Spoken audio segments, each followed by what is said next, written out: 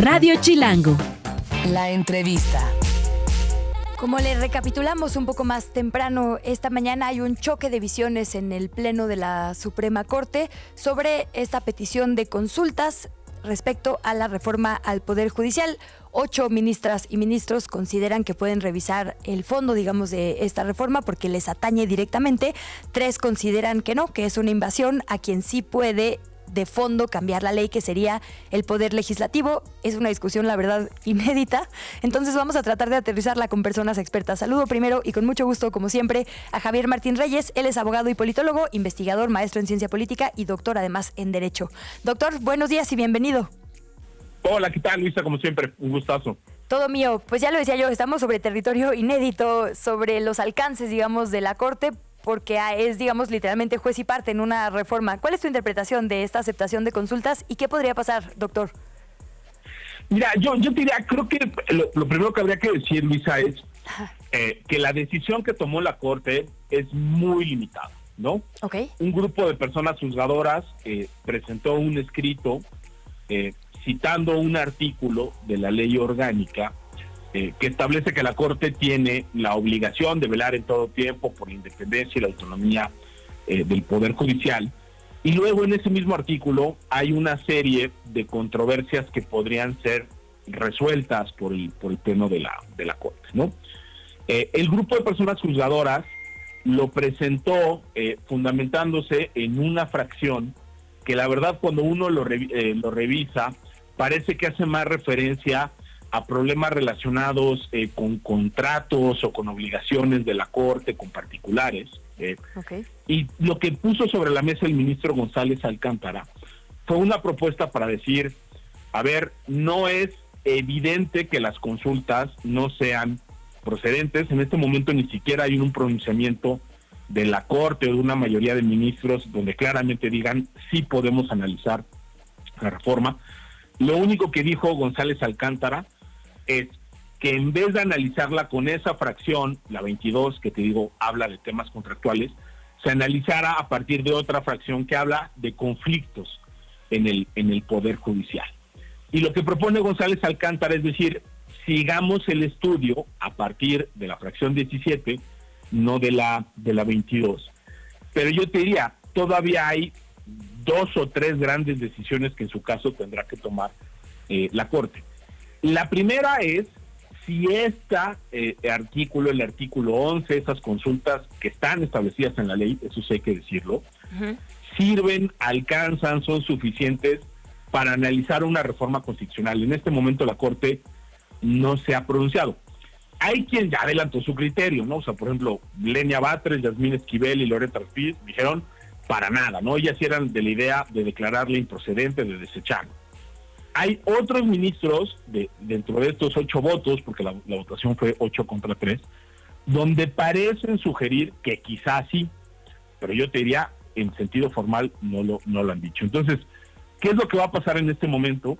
Se va a retornar el asunto, se le va a pasar a otro ministro o ministra, que tendrá ahora sí que hacer el análisis de esa primera cuestión, que es hasta dónde da ese artículo 11, se puede o no se pueden analizar reformas constitucionales. Habrá que ver la votación, a mí tampoco me queda claro cómo va a quedar, me queda claro que hay 3 votos en contra, pero poco más. Y luego, Luisa, pues ya sería, en caso de que se llegue a decir que sí da este artículo 11 y estas consultas para analizar reformas constitucionales, ahí ya habría que valorar entonces si hubo problemas de forma o de fondo relacionadas con la reforma, ¿no? Si hubo violaciones al procedimiento legislativo, si en efecto se afecta o no la separación de poderes, la independencia judicial, el federalismo, es decir, ahí la cantidad de cuestiones que se podrían resolver son muy amplias. Y luego si se pasan esas 2 aduanas, pero solo si se pasan esas 2 aduanas, ¿no? Aquí estamos suponiendo todavía muchas cosas. Claro. Habría que ver cuáles son los posibles efectos que podría tomar esta determinación. Entonces, mira, yo creo que ha habido de ambos lados pronunciamientos un poco apresurados. O sea, es decir, a mí me parece... ¿Se creció el tema además, dirías? Sí, a ver, yo lo que te diría es, yo creo que es exagerado y irresponsable decir que la Corte ya dio un golpe de Estado, de entrada, porque ni siquiera se ha pronunciado sobre la cuestión principal, que es si puede analizar o no reformas constitucionales. Y también ha habido muchas voces que dicen la Corte ya le va a entrar, es un hecho, y casi anticipando que la reforma judicial se va a invalidar. Yo creo que jurídicamente estamos todavía en un tema muy preliminar. Estas consultas, la verdad, Luis, es que son muchas veces consultas pues muy de trámite, ¿no? Que no suelen generar este tipo de polémicas. Creo que si lo genera, y se entiende perfectamente, y es importantísimo que estemos hablando de esto en la discusión pública, porque pues nunca se había presentado una consulta de este tipo, no quedan claros cuáles son los alcances de la consulta, tampoco quedan claros en su caso cuáles serían las violaciones, ¿no?, que se hicieron valer en el escrito y que podrían acreditarse, no quedan claros cuáles son los efectos, pero si me permitieras así sintetizarlo de manera muy sencilla, yo diría, la Corte decidió no matar la consulta todavía, ¿no? O sea, es decir, había posiciones que decían, vamos a desecharla, cerramos este asunto y ya se acabó. Esas posiciones no alcanzaron mayorías, fueron minoritarias, pero yo diría incluso en las posiciones de las y los ministros yo alcanzo a ver de manera preliminar, porque digo, en sentido estricto no se podían pronunciar todavía sobre estos otros temas, pero posturas que son no necesariamente coincidentes. Entonces yo sí creo que va a depender mucho de a quién se le turna el asunto y cómo presente un nuevo proyecto que habrá que esperar, Luisa, para ver si se puede o no analizar la reforma constitucional por esta otra vía, y también, digamos, con la anotación de que hay muchas otras más impugnaciones que se han presentado, ¿no? Se han presentado una enorme cantidad de amparos que eventualmente podrían terminar en la Corte. Está el tema de las suspensiones, hay controversias constitucionales que también se van a presentar. Yo creo que también partidos políticos presentarán eventualmente acciones de inconstitucionalidad. Entonces, digamos, a este episodio de las impugnaciones del Poder Judicial todavía le faltan muchos episodios, aunque este episodio claramente es importantísimo, ¿no? Solo para cerrar, entonces, doctor, déjame entender muy bien, a quien le toque, a quien se le asigne, digamos, el proyecto que finalmente tendrá que evaluar todo esto que nos pone sobre la mesa, ¿le tocará también hacer, digamos, estas investigaciones que nos dice sobre si hubo, bueno, primero sobre, digamos, esto que nos decías, qué artículo, y la parte que nos decías de si hubo violaciones o no en el proceso, por ejemplo, de los estados o en el proceso legislativo? Esta parte le toca a esa ponencia, y también esto que decías de los posibles efectos que se determinen, ¿todo eso va a quedar en el proyecto o serán, digamos, distintas etapas? Pues mira, podría o no, o sea, es decir, a ver, yo, déjame te pongo un escenario, si al ponente o a la ponente que le toque el asunto dice, si es procedente una consulta para analizar reformas constitucionales. Segundo, si hubo algún tipo de violación, también yo te confieso, habría que revisar un poco con lupa los planteamientos de ese escrito que se presentó, ¿no? También hay o sea, digamos, una sentencia también depende de los buenos o malos argumentos que se pongan en los escritos, en las impugnaciones, pero supongamos que por alguna razón hacen el análisis. La Corte también ha dicho que estos asuntos, ¿no?, de las consultas no son lo que los abogados de manera rimbombante y en abogañol decimos delitis cerrada, o sea, es decir, lo que ha dicho la Corte es que se pueden estudiar cosas adicionales a las que plantearon en el escrito. Entonces ahí yo te diría, tenemos otro interrogante, pero si dijera sí esas dos cosas el ponente o la ponente, y dijera sí es procedente las consultas en temas relacionados con análisis de reformas constitucionales, primero. Y segundo, que sí hubo violaciones de forma o de fondo, ahí entonces llegaríamos a la tercera parte de cuáles son los efectos. ¿Podríamos ver un proyecto así? Yo creo que sí, es digamos, posible. Ahora, le podría tocar, qué sé yo, el asunto a Lenia Batres, a Yasmín Esquivel, o a Loreta Ortiz, y ellas seguramente lo que presentarían es un proyecto contestando no a la primera pregunta, seguramente ya no tendrían que entrarle a las otras dos preguntas, porque si las consultas no proceden para temas relacionados con reformas constitucionales, pues ya ni para qué nos ponemos a analizar, ¿no?, las violaciones o los efectos de estimarse fundados esos argumentos. Entonces, yo creo que el abanico de posibilidades todavía es muy amplio, o incluso podría haber otras soluciones intermedias. Yo, por ejemplo, la posición del ministro Gutiérrez Ortiz Mena, la entiendo en un sentido diferente, donde él cree que quizá no se puede analizar directamente la reforma ni a través de las consultas, pero que sí se podría hacer una interpretación de la reforma para efectos de amparos que se presenten, porque son personas juzgadoras las que presentan aceptaron la consulta y eso sí cae en la cancha de las juezas, jueces, magistradas y magistrados de circuito del país, la resolución de amparos. Entonces, digo, yo creo que para ser muy sinceros, en este momento habría que ser muy prudentes. Yo creo que nadie puede afirmar con certeza cuáles van a ser los efectos de esta determinación, más allá de que se returnó. Le va a tocar a un nuevo ministro o a una nueva ministra que presentará una propuesta, claro, y luego habrá que ver cómo le va esa propuesta, ¿no? O sea, le caiga quien le caiga, yo creo que no va a tener una mayoría asegurada así ex ante, porque digo, las posiciones yo las vi francamente variadas, ¿no? Pues doctor Javier Martín Reyes, muchísimas gracias por esta explicación, por todo este contexto que nos pones. Si nos permites, seguimos conversando. Sí, por supuesto que sí. Te mando un abrazo muy fuerte, Luisa. Otro de vuelta, buen día. Vamos a escuchar ahora otro ángulo, digamos, de esta misma discusión. Ya nos hablaba un poco casi que de los tecnicismos, digamos, que implicaría este proceso de consultas. El doctor Javier Martín nos decía él, es muy anticipado hablar de la posibilidad de un golpe. Vamos a ver si hay otras posturas que también coinciden, digamos, con esa visión. Hamlet García es consejero nacional de Morena, también constitucionalista, un gran experto justamente en la reforma al Poder Judicial. Le agradecemos, nos acompaña esta mañana. ¿Cómo estás, Hamlet? Muy buenos días. Muy buenos días, Luisa. Un saludo para toda la audiencia. A tus órdenes. Igualmente, pues no sé si alcanzaste a escuchar lo que nos decía la parte final, sí. El abogado básicamente le decía, es demasiado preliminar, las ministras, digamos, esta instancia es demasiado preliminar. Las ministras que adelantaban ayer la posibilidad de un golpe están adelantándose de más, pues, ¿no? En realidad faltan muchas instancias. ¿Coincides tú o hay un contexto político, digamos, que podría también jugar en lo que sucedió ayer en la Corte? Tendríamos que ir al preámbulo, digamos, de los mecanismos de control constitucional. Algunos los mencionaba mi antecesor en la entrevista. Sí.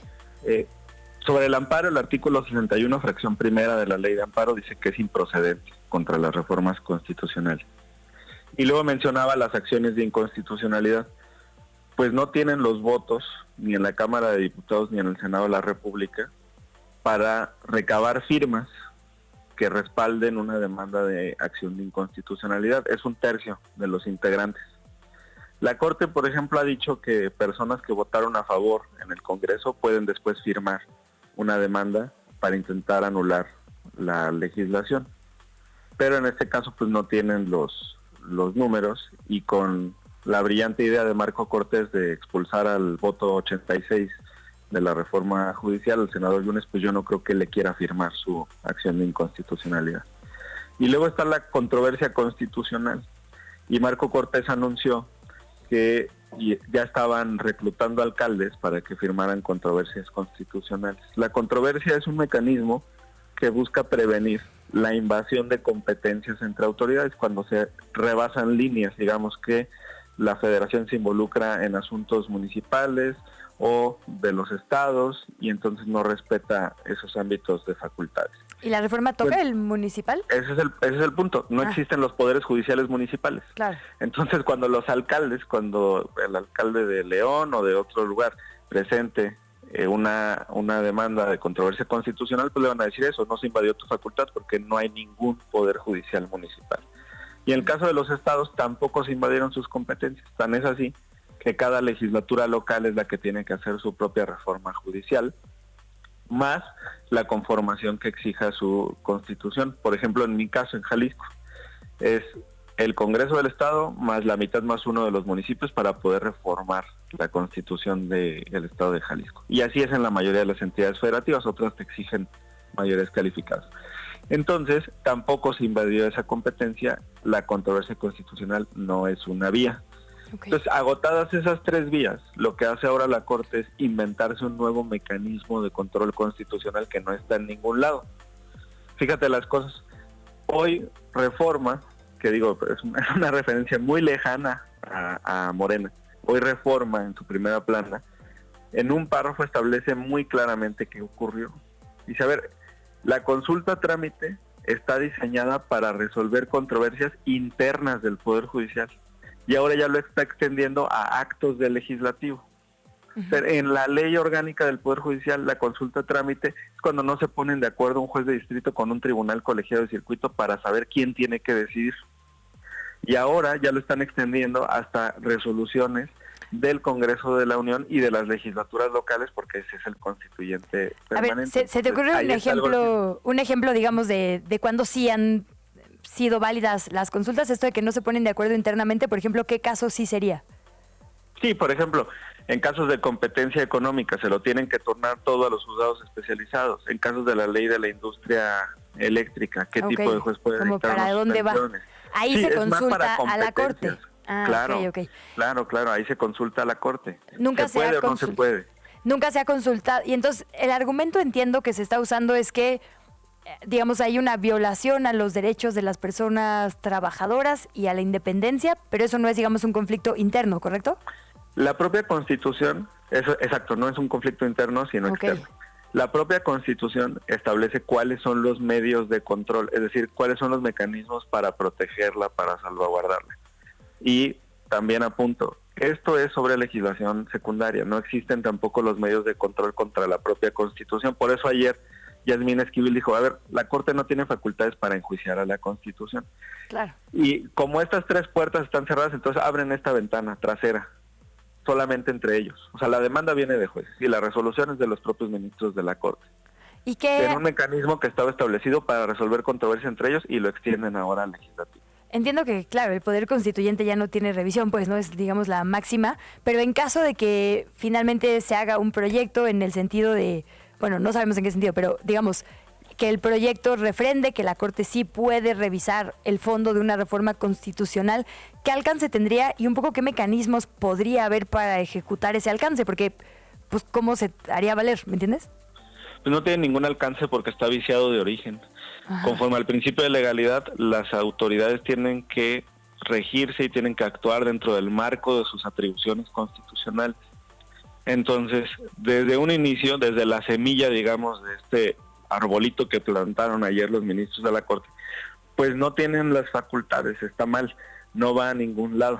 Y por eso todos los actos que deriven de ello no tienen ninguna validez. Te pongo un ejemplo.